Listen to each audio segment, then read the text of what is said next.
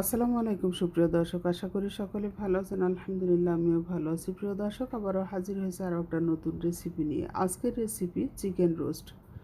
আমি একটু সহজভাবে রোস্টটা তৈরি করে আপনাদেরকে দেখানোর চেষ্টা করেছি। আশা করছি ভিডিওটা আপনাদের কাছে ভালো লাগবে। সুপ্রিয় দর্শক, যদি ভিডিওটা ভালো লাগে তাহলে একটু লাইক দিবেন এবং বেশি বেশি করে শেয়ার করে দিবেন। আপনার মাধ্যমে যেন অন্যরাও দেখতে পায়, বিশেষভাবে অনুরোধ রইল। তো চলুন মূল রেসিপিতে যাওয়া যাক। সুপ্রিয় দর্শক, আমি 4টে মুরগি নিয়েছি এবং 4 পিস করে কেটে নিয়েছি, সুন্দর করে ধুয়ে পরিষ্কার করে নিয়েছি, দেখতে পাচ্ছেন। এখন এখানে আমি লবণ লাগিয়ে নেব। আমার 800 গ্রামের মুরগি ছিল, একটু কম বেশি হতে পারে। তো এখানে লবণ দিয়ে আমি সমস্ত মাংসের সঙ্গে আমি লবণটা মাখিয়ে নিচ্ছি। আর এখন ভাজার জন্য চুলায় চলে এসেছি। প্রিয় দর্শক, একটা হাঁড়ি বসিয়ে দিয়েছি, দেখতেই পাচ্ছেন। এখানে পর্যাপ্ত তেল দিয়ে দিয়েছি।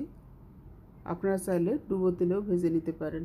তো এখন আমি একটা একটা করে পিস দিয়ে দিচ্ছি, দিয়ে উল্টে পাল্টে একটু ব্রাউন করে ভেজে নিতে হবে। তো অনেক সময় রোস্টের ভিতরে কিন্তু কাঁচা থাকে। আমি বাবরচিদের রোস্টেও দেখেছি ভিতরে অনেক সময় কাঁচা থাকে। প্রিয় দর্শক, তো ভাজাটা যদি পারফেক্টভাবে হয় তাহলে কিন্তু ভিতরে কাঁচা থাকবে না। এই যে আমি আরও একটা ভেজে নিচ্ছি, যেহেতু আমার এখানে 4টে মুরগি, তো অনেকগুলো মুরগি ভাজতে একটু সময় লাগার কথা। প্রিয় দর্শক, যে তেল ছিল ভাজার পরে অবশিষ্ট, সেখান থেকে আমি কিছুটা নামিয়ে রেখেছি, কারণ এত তেল এখানে লাগবে না। তো এখানে দিয়ে দিয়েছি 1 চা চামচ আদা বাটা, 2 চা চামচ রসুন বাটা, দিয়ে দিয়েছি পেঁয়াজ বেরেস্তা 1 টেবিল চামচ থেকে একটু বেশি দিয়েছি, 3 টেবিল চামচ দিয়েছি এখানে টক দই, এখানে দিয়ে দিয়েছি 4-5টা কাঁচামরিচ, আর দিয়ে দিচ্ছি রাঁধুনি রোস্ট মশলা। এই মশলার ভিতরে সব কিছুই দেওয়া থাকে প্রিয় দর্শক, সেজন্যে বাটা মশলা একটু কম দিলেও সমস্যা নাই। তো এখন আমি মিশিয়ে নিলাম, নেওয়ার পরে দিয়ে দিচ্ছি বাদাম বাটা। এখানে আমি বেশ কিছু বাদাম নিয়েছি, কাজু বাদাম আর অ্যালমন্ড, অনেকে কাঠবাদাম বলে। আমি 2 প্রকারের বাদাম নিয়ে বেটে নিয়েছি, দেখতেই পাচ্ছেন।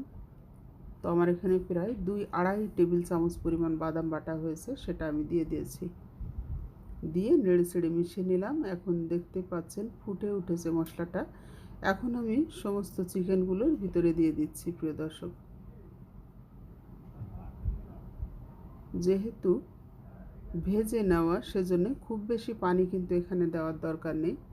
খুব হালকা আছে রেখে দিলে আস্তে আস্তে ভেতর পর্যন্ত মশলাটা পৌঁছে যাবে আর রান্নাটাও কমপ্লিট হয়ে যাবে। প্রিয় দর্শক, এখন নেড়ে চেড়ে মশলাটা মাখিয়ে নিতে হবে। আমি কিছুক্ষণের জন্য ঢাকনা দিয়ে ঢাকা দিয়ে দিয়েছি। তো এখন আমি ঢাকনাটা খুলে নিয়েছি, নিয়ে আবার একটু নাড়াচাড়া করে দিচ্ছি। প্রিয় দর্শক, এখন এখানে দিয়ে দিলাম আমি 2 টেবিল চামচ পাউডার মিল্ক, একটু পানিতে গুলিয়ে নিয়েছি, সেটা দিয়ে দিলাম। দিয়ে আবার একটু মিশিয়ে নেওয়ার জন্য চেষ্টা করছি।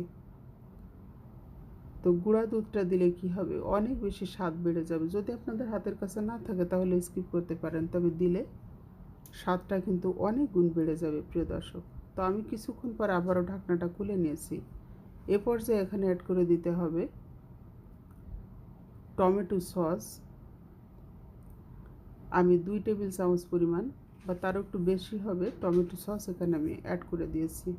টমেটো সসটা দেওয়ার চেষ্টা করবেন, তাহলেও কিন্তু এর স্বাদ অনেক গুণে বেড়ে যাবে।